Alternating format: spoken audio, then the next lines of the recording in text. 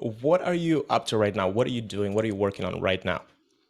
Yes. So right now we're working on the launch of our new product, which I mean new and first one actually, which is called ElliSense. And so ElliSense, it's a sentiment analysis tool that creates market indices. So what does that mean? Basically, it's an app going online, gathering information on social media, forums, and financial news to analyze and digest that information and then create market sentiment, which are either bullish, bearish, or neutral on different financial assets. And so right now we're working on Forex market and crypto market, and we are just adding the stocks and starting to work on stocks market.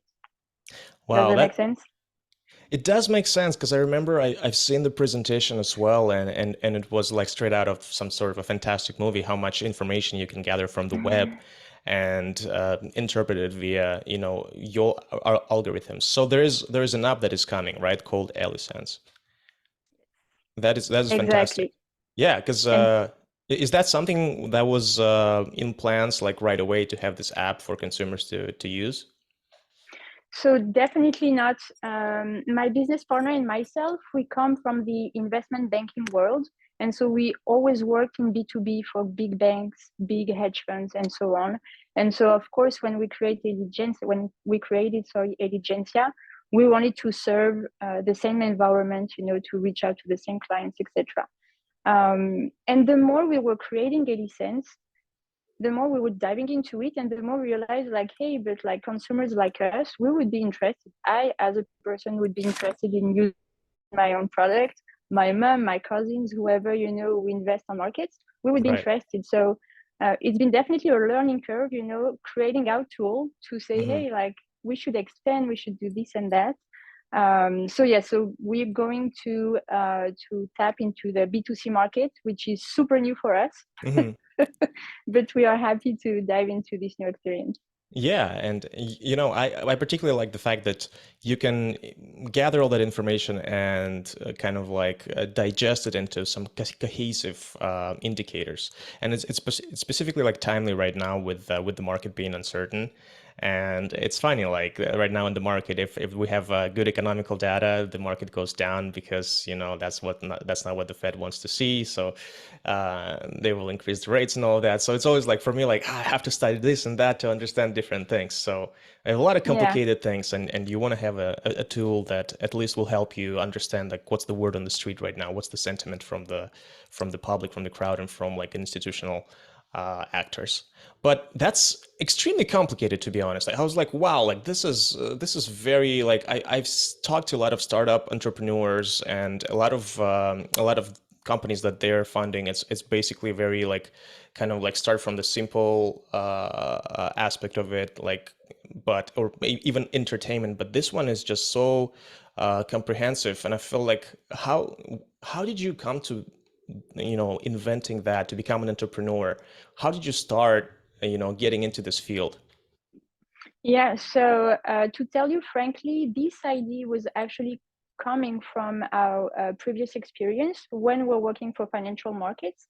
So my business partner was actually working on AI projects, and with like while speaking with the clients, what are their needs, what are they looking for, what would be helpful for them, etc. He had that idea and he was like, hey, wait a minute, like I wouldn't do that because before we're doing IT consulting. Hmm. So it was like, yeah, I shouldn't do that for IT consulting, but we should create that tool, like that would be super powerful. So we had that idea basically back in 2019. My business partner, by the way, was my boss at the time. And so we wanted like to experience something new outside of consulting. We wanted to work on solutions. And so when he had that idea, he told me about that idea. And at first I was like, AI, I mean, I'm more on the sales side. So I never worked in AI. I was working on core trading platforms. But then I was like, yeah, why not? Like we can give it a try.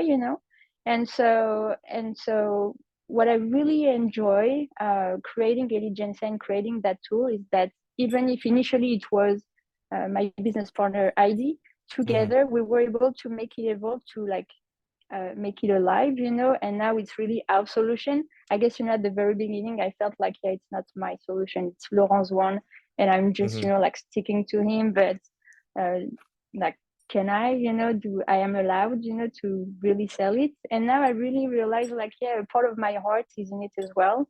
I guess going to consumers was part of my ideas as well, so together we've been able to build what ElliSense is today. But it was definitely a conjunction of my ideas, Laurent's ideas, feedbacks from our clients and from our environment at the time, to give us this new product. What was it like to have a boss as your partner all of a sudden?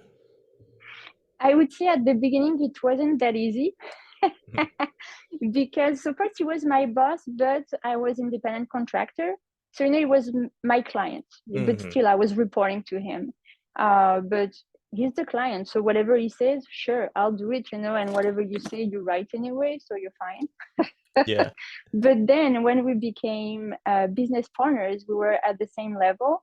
And yeah, so at the beginning, I guess I was still behaving like being not an employee, but reporting to him.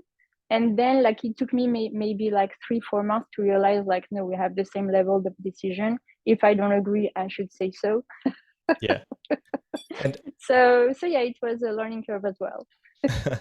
and I know you were, working for yourself, and you already had your own business pretty much. But looking back, have you thought you'd be an entrepreneur like that, where you'd have your own product that it's pretty much like a tech, like Silicon Valley type of stuff?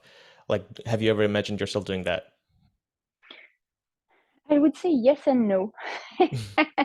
So I would say that I always felt, since I'm a kid, that I would be an entrepreneur or be a like high level manager in big firms or something.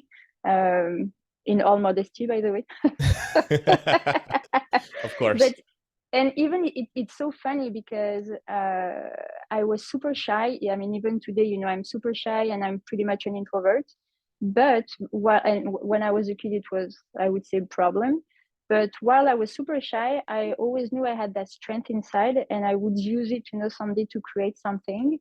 But definitely, I guess if you have told me maybe 10 years from now that I would be here today creating, as you said, my Silicon Valley company or so, no, definitely I wouldn't trust you. So it's really like, I knew I would have a company, but maybe like a so-so company, like a small business on the side, but Uh-huh. not something real that I'm going to advertise and to launch on internet. No, it's really cool and surprising, I guess, for my grown-up self. Yeah. And right now you're based in Montreal, but you're originally from France. How did this whole migration happen for you? Were you always thinking like you're gonna live in another country?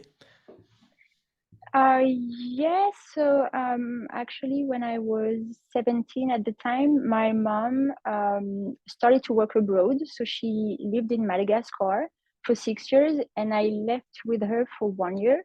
And I guess at that time, I realized that I was willing to travel and to work abroad because you do learn so much about yourself, about work, uh, about other countries, and so on. So at that time, yeah, I realized I wanted to go abroad.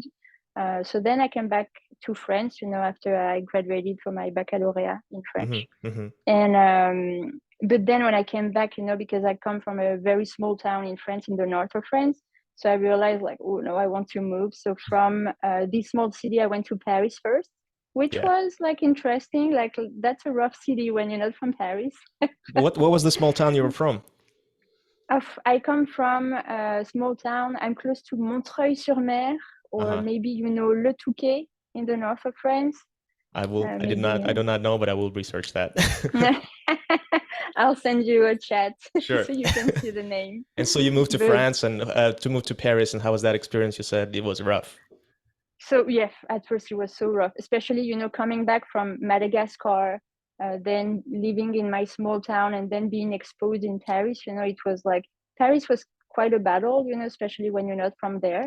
Hmm. So yeah, but I learned a lot, and I'm so happy that I made that step before then moving to New York. Oh, wow, okay. So yeah, so I guess I lived in Paris maybe for 5 years, What was the toughest until part about, sorry to interrupt, about Paris? Because everyone goes there and everyone's so happy there, but all of a sudden you say like it was not as easy. It was was difficult? Is it just because it was a cutthroat industry, like a lot of competition, or culturally, So like yeah, I was student yeah, when I moved to Paris, and yeah, I felt like it's super expensive city, mm, and I don't know, like I was not it was like a battlefield, you know. mm, So you have to fight for your rights, for anything. Well, you know, coming from my small town in the north, I felt like, yeah, I mean, if I deserve it, I will have it. I don't have to fight for anything. But yeah, when you are in Paris, when you have to pay your rent and all, definitely you have to fight for it. And so yes, it was my first experience, professional experience. It was in Paris as well. And yeah, same. Sometimes I was lost in translation, you know, like it's 9 a.m. Why people are fighting already, you know, to like steal information from me or do whatever, you know. So it was definitely super interesting experience. And I guess I needed that step to feel stronger and to feel to trust myself more. You know, I learned so much actually about myself moving to Paris and defending myself more. You know, so yeah, so this step was hmm. super interesting before diving into New York, which is another level. Yeah, tell me more. How did you? What's the story with New York? You were already working when you moved to New York? So yes, I was actually what happened. So I was working in Paris, right? And I was already working in finance for an IT consulting company, working for the finance industry. And then, of course, 2018, you know, actually 2008. 2008 Yeah, exact. I figured by Um, the expression that was a bad year. I'm like, okay, exactly, yeah. probably 2008. 2018 was really a great year, Yeah, that was good but for everybody. 2008 different. So yeah, so 2008, seriously, I had nothing to do in Paris. Paris was completely dead in finance. So I decided to take a break and come 3 months to New York to breathe, to have, it was kind of my break between studies and work, even if I was already starting to work, you know, but it was a good break that I wasn't able actually to take after my studies. Hmm. And it was a good occasion as well to meet some people, you know, from my network, so friends of friends or friends of clients, asking them, I know what the crisis is for me, but what is it for you in New York? And Hmm. I realized that, you know, in New York, you know, you have like big ups and downs. And so, yeah, like you had the big crash in New York, but I felt like 6 months later, you know, already New York was alive Hmm. while Paris was so dead. And so I realized like, ooh, I have something to do in New York in a super interesting market. So I was so motivated to come back and work there. So I actually started with a first job with a very small French company that had an entity in New York, like a Hmm. not a live entity, you know, but something was created. So I Right. worked for them for 1 year, super harsh experience. I What? How so? How so? What was so harsh about it? because I was all alone in New York. So I Oh was yeah. 26, 25, 26 at the time. Hmm. And, you know, my boss was based in Paris, couldn't understand the New York market. Hmm. And, you know, he was always telling me, I don't know, like, do what you want, you know, you know better than me. But when you are 26 and trying to enter a new market, definitely you need guidance, you need help. So my help was actually more coming from my clients or potential clients, or, you know, the French mafia in New York. Yeah. I know the And so I French people love to socialize and to network when they're in the other countries, and there's a lot yeah, of camaraderie there. exactly, yeah. And definitely it like French people became a family in New York, Mm. especially as we are so far from home. I guess the London, like French people in London may be different because you're closer, but Mm. New York, you're so far, it's not your culture or anything. So yeah, we all really close, and I got help from many people, you know, so it was definitely enjoyable. And so after this first experience, so I was struggling a lot with that company, but I was doing everything on my own. So at some point I realized like, hey, I'm doing everything from for that guy who's based in Paris, who doesn't know anything about this market. Why don't I do everything for myself now on, you know? So it's how I became an entrepreneur in New York.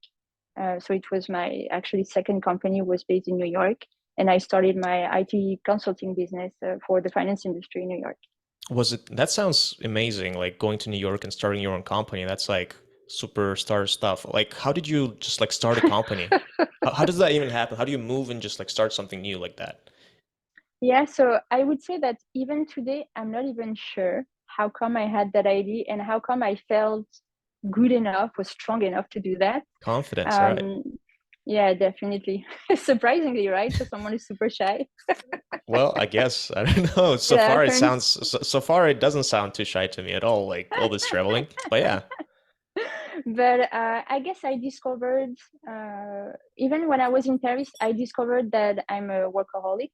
So I know I work hard. I don't count my hours or anything. And I had the chance to work for different small companies, through my career, and to experience different roles in the IT consulting world. So I started as a recruiter slash admin.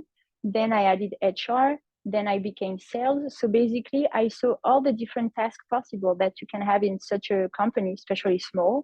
So then I felt confident enough to start my own business because I knew anything I should do, plus I knew that market in New York that I experienced. And I don't know, basically for me, it was like out of the blue, kind of, I wanted to create my company in New York because I felt it was my time. And Hmm. then as a foreigner, you need a visa. So I was like, okay, what do you need first to run a business? You need to create a company. Then you need a visa. What are the different steps? Okay, your business plan, you need to invest money, whatever. So I worked on everything, but like, tell me the guidelines and I'll apply it and I'll do it, but Right. I So guess very when I was structured. Oh yes, I am structured. It's definitely part of my strength. So it's what helped me at the time. And I guess the my biggest point, through all of that process was actually the money to invest. Hmm. Because I was 26 at the time, 26. So it was not easy to invest that money, but I had help to my mom, to my grandma, to my aunt. Right. So it was within family. You didn't ask, like, you didn't look for outside investment. You pretty much, it was like your savings plus your family help. Yeah, Yeah, exactly. that's also like very hard. Like, was it hard to actually find clients, or did you already have this network that could already work for you at the time you started? Yeah. I would say at the time it was hard, especially when you don't have enough gray hair. You're young, Hmm. you're a Hmm. foreigner, you just arrived in New York. Even if people like you as a person, would they really give you business? And especially, working with these big banks. Hmm. So I would say, yeah, at first it wasn't that easy, but same, I found the right step to go Yeah. through that journey. So I started actually, if it makes sense for you, I started doing corp to corp, so working for other consulting company, but focusing Mm. on the recruitment, which was part of my strength at the time. So I could focus on hiring people, having them working with me, and learning more on the US market, working with these other companies. And then when I had enough resources, I was able to stop corp to corp, but working directly with banks, telling them, hey, I have this amount of people now working for me. So I could Hmm. work directly for you instead of doing corp to corp, So it took me some time, different steps through different years, but it worked. Yeah. Wow, that sounds so impressive. And I'm not sure if there's something in between, but like a lot of people are trying, like in Canada, are trying to like move to places like New York, places like Ouais. California. But somehow you ended up in Montreal, you ended up in Canada. So, and which kind of makes me feel good because I'm in Canada too. So like Ouais. you're in Canada, you're cool, I'm cool, like we're both here. And I lived in the United States for 9 years before as well. But I moved for like immigration reasons. I couldn't stay in the United States. But like, what drove you to I know the struggle. exactly? Their system is all messed up. But what moved you to come to Canada? So definitely it was not in my plan. Initially, my initial plan was actually to stay in New York, be in New York. I love the city. I stayed there for 10 years. But when I had that conversation with Laurent, who's my business partner today, so he initially wanted actually to create this company, ElligencIA, in Canada because it's cheaper than the US. When you work in AI, Montreal is the second global hub in AI right after San Wow, Francisco. I had no clue. Wow, okay. So now Hmm. Canada, it's super interesting, Yeah, okay. and I felt like San Francisco it's way too expensive, way too much competition. So I felt more comfortable with Montreal, and I guess the French helps as well. Yeah.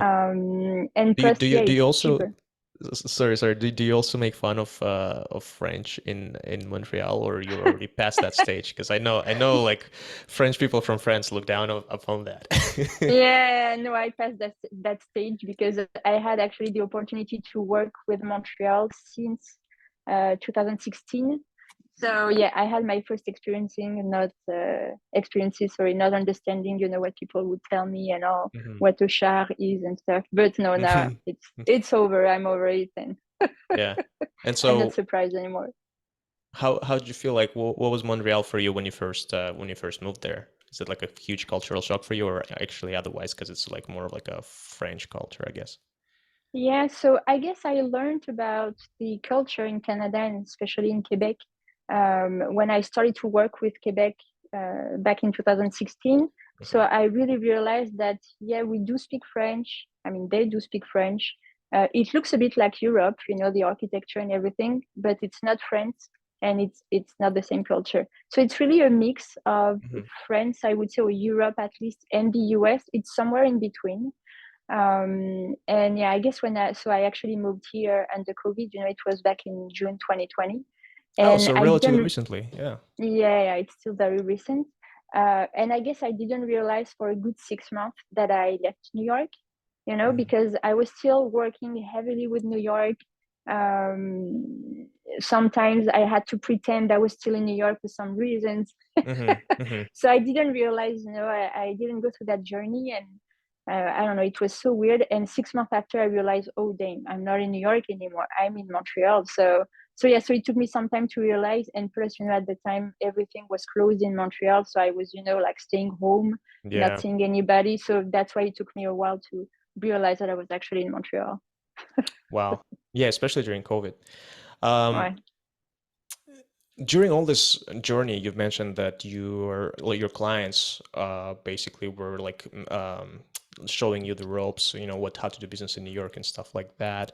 But overall, do you feel like you had any other mentors that helped you, that guided you in the business world in this finance world of North Yeah. America? So that's true. The concept of a mentor is pretty popular in North America, not necessarily in France. So I wouldn't say I really had a mentor, but I had people who inspired me. And I guess two persons really had an impact on my professional life. One was my first boss, someone who was super organized, had 5 different businesses, was working all the time. He was the workaholic one. Hmm. But the organizational skills, it's a hard word to say, that he had were super impressive. And I really learned a lot from him, all the best practices and all. So I really enjoyed that experience to see what I should do on the work side.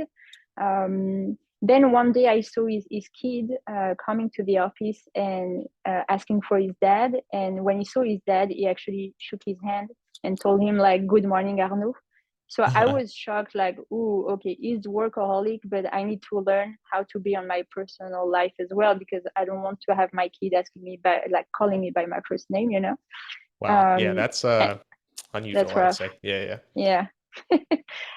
And then, so I would say the second person who inspired me is my business partner today, Laurent. I guess he showed me how to enjoy your personal life while you're working. So he Hmm. showed me how to have a good balance, Hmm. between your both lives. And I guess he showed me that I could be myself while working, as so I'm more focusing on the sales side. I used to be a salesperson, let's say. Hmm.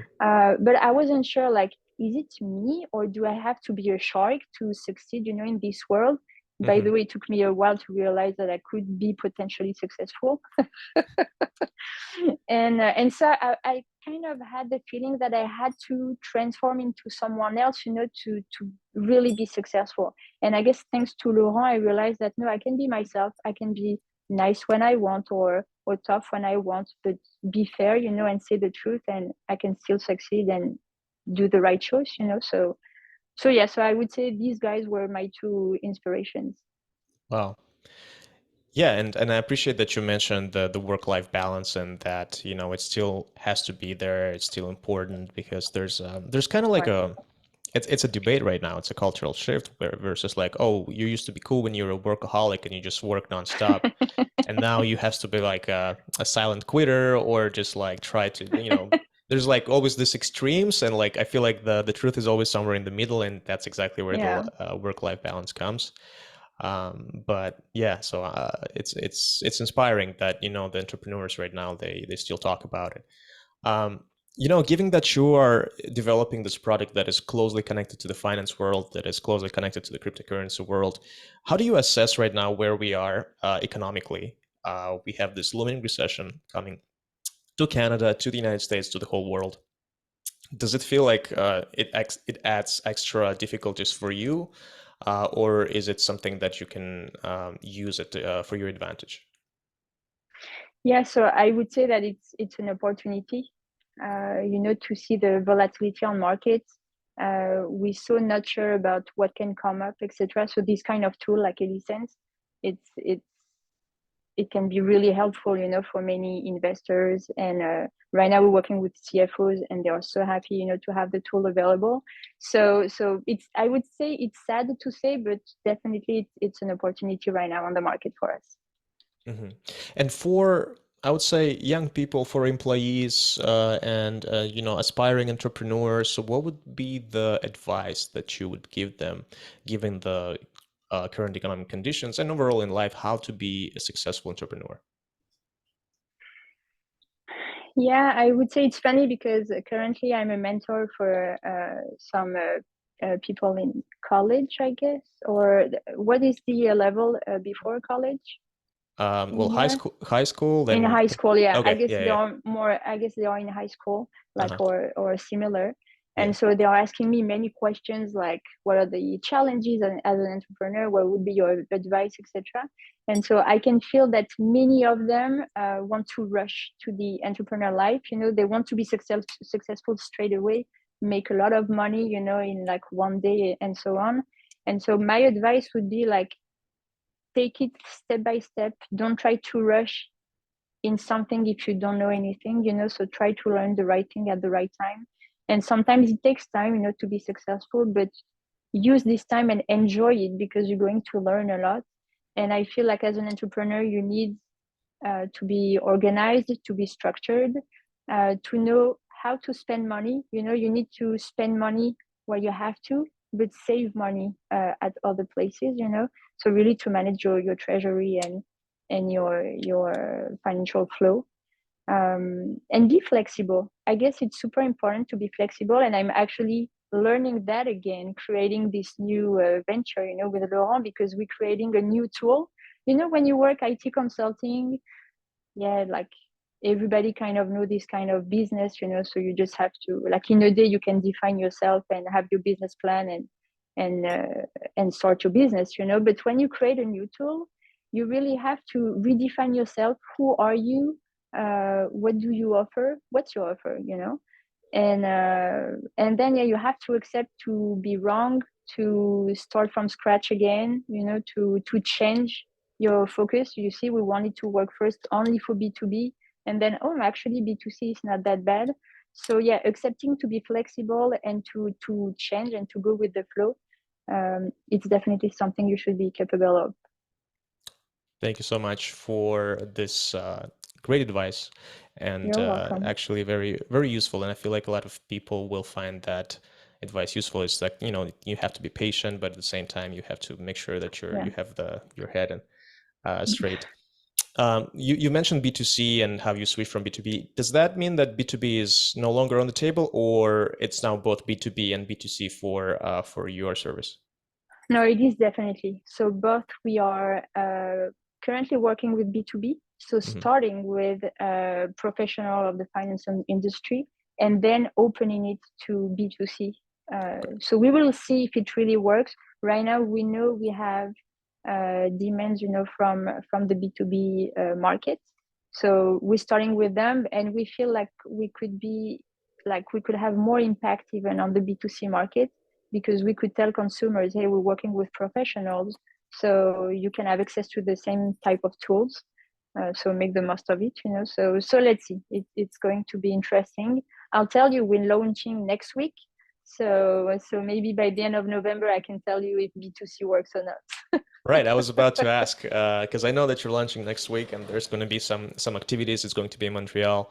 I think there's going to be like a conference in Montreal that is aligns with what ElliSense will be doing. So, where can people find more information about ElliSense and about your service in particular? So right now you can go on our website. So it's www.ellisense.com. ElliSense is ElliSense. And so you have information already. So you cannot create an account yet. You cannot log in or anything, but at least you can see information on what we're going to offer. And I guess, we are in the last rush. I will, But yes. by November 15th or something, you should be able to register and create an account. Yeah, so pretty much in a couple of weeks, and I will provide all the information in the notes under this podcast as Cool. well. Elsa, this was an amazing conversation. Thanks so much for sparing some time. I know you have a very busy schedule, but I feel like our conversation will inspire a lot of people to trust themselves Cool. and go and at least go to New York. At least Yeah, if they can do go that there. on a whim, who knows what can happen? Look how your life turned out. It's amazing. So thank you so much. Exactly. Thank you so much, Samir. It was super interesting. Thanks for that. Thank you. Appreciate that.